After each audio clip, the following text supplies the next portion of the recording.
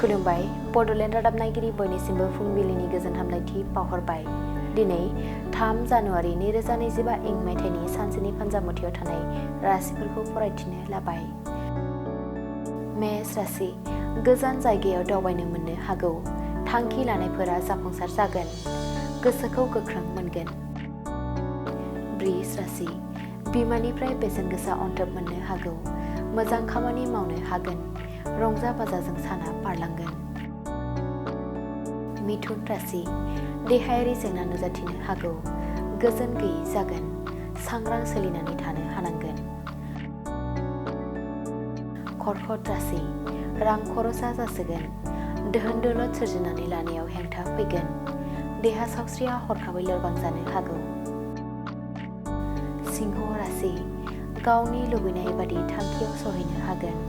जिउनि लोगोरि सायख'नायाव जाफुंसार जागोन। बिमानि खामानियाव मदद होनो हागोन।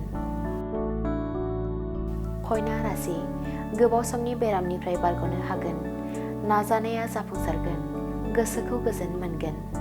तुला राशि मोजां खामानि आखाइनिफ्राय गोमागोन। रां रुफा खहा जानो हागौ। तुला राशि मोजां खामानि आखाइनिफ्राय गोमागोन। रां रुफा खहा जागोन। मोजां मोनलायनायाव हेंथा फैगोन। वृश्चिक राशि गोसोखौ उरां फारां मोनगोन। मावनो लानाय खामानिया गोग्लैसोनानै थागोन। सुथुरजों सोफै खालामजागोन।